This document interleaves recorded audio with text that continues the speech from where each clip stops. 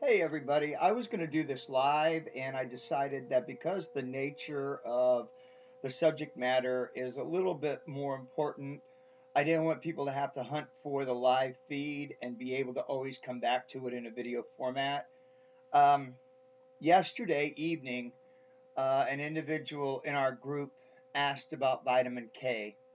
And I think it really is important that we have a video up there that kind of explains it in the most basic terms and how come it is so incredibly important to be able to monitor your intake of vitamin K and how it does affect your blood as far as your INR.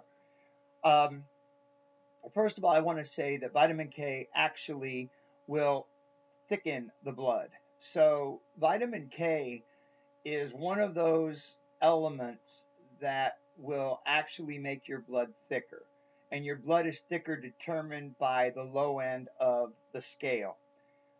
For example, my target for my team is to have an INR reading between 2 and 3, 2.0, 3.0. A couple of weeks ago, I had a 1.6, meaning my blood was thicker. It was on the low end. That's because I had been eating a little more cabbage and a little more lettuce. And in an attempt to be able to account for that, they simply just raised my warfarin up by a milligram 1 day a week. A lot of people don't understand how much vitamin K is in the food that they're consuming. And that's, only a dietitian would be able to probably rattle that off the top of their head. So, this here is a vitamin K cheat sheet, and it's 2 pages. You can find it in our group file, the LVAD and U group on Facebook. You can find it on lvadandu.com. Just click on the file link and go down to Foods with Vitamin K. Couple of really important things. Number one, not all foods are equal when it comes to vitamin K. And I'm going to give you a for instance. And depending on what you do with it, also has a lot. So, if you were somebody who was really bent on lettuce, okay, lettuce has 48 um, milligrams of vitamin K per 1 cup serving. When I say lettuce, I'm talking about butterhead lettuce, Boston lettuce, Bibb lettuce. However, if you're eating iceberg lettuce, you'll find that there's 17 milligrams. So do you see the difference there? One form of lettuce is much higher. Another form of lettuce is much lower. Another one that I'm looking at here, and I'm sorry I'm not looking at everybody, I'm just looking at here. Cucumber is a great example. If you eat a cucumber with the peel, there are 49 grams of vitamin K in that cucumber per one large cucumber. But if you peel that cucumber, now you've dropped your vitamin K down to 20. So not only is it important to understand the items that you're eating and how much vitamin K there is in them, you need to remember that when you go to see your team so that they can ask you, are you eating baby spinach versus iceberg lettuce or something when we just use the term greens. There's another one here that is really off the charts. Uh,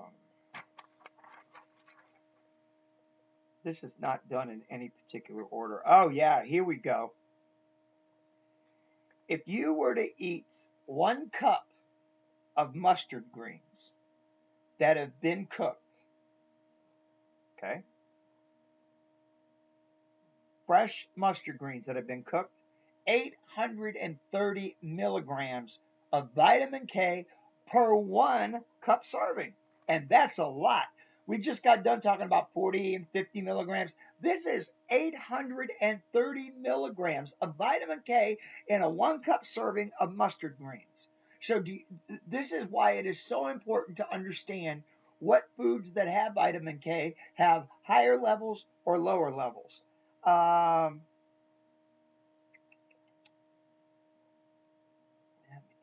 here we go. Spinach that is frozen, chopped, or boiled. Okay? Or frozen, chopped, or boiled. Meaning that if it's frozen and it's chopped, it's been cooked. If it's boiled, it's been cooked. Or 1,027 milligrams per 1 cup serving of vitamin K. If you were to take and eat that spinach raw without cooking it, 145 milligrams per 1 cup serving of vitamin K. So, as you see, when you introduce an item that has vitamin K to the element of heat, the heat is going to change the structure, the molecular structure of that item and increase the vitamin K content that is in it. The same thing is with cabbage, because I'm a big coleslaw person. Where's my cabbage? Oh, let's see. Okay, here we go. Cabbage. Cabbage that is shredded and boiled, or cabbage that is cooked. 1 cup of cooked cabbage, 163 milligrams of vitamin K.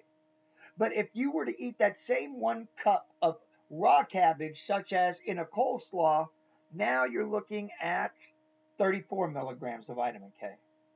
So again, when you introduce the vegetable or the fruit to an element of heat that contains vitamin K, it's going to exponentially increase that amount of vitamin K. One other one I wanted to go over real quick that's also off the chart, collard greens. If they're frozen or cooked, 1,059 milligrams per 1 cup serving for collard greens.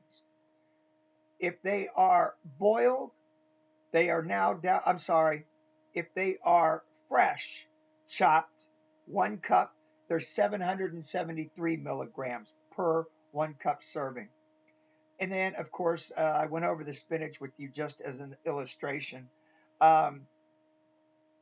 One that doesn't really go up that high, but is, way up there with vitamin K.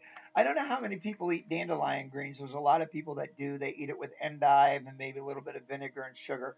And there's a great recipe for that. But if you're somebody that eats dandelion greens, if you boil them, 1 cup of dandelion greens that are boiled is 579 milligrams of vitamin K.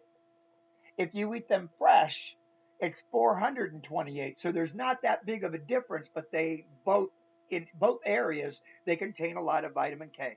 So a lot of people have a tendency to think, I've got to stay away from foods with vitamin K. No, not necessarily. What is important is if you eat, let's say, a tossed salad, and you eat that 3 times a week, let your team know you're eating it 3 times a week and stay with it 3 times a week. Being consistent with the items that have vitamin K in it is what's most important.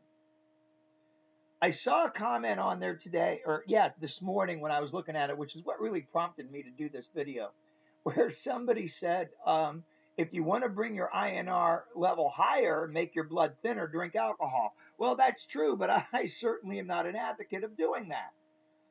First and foremost, before you do something like that, please make sure you run it by your team. Make sure you get permission. Can I have a glass of wine?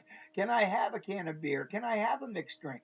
Because if they say no, then don't just indulge for the sake of bringing the vitamin K level to the right consistency, is thinness that you need it. The only thing you're going to do is harm yourself even more. There's a reason why your team is there, and a reason why your team will give you permission or not give you permission to do something. They know best. I can't say that enough. The last thing you want to do is take matters into your own hand. Always communicate effectively with your team. All right, so one last thing on this, and then I'm going to let everybody go.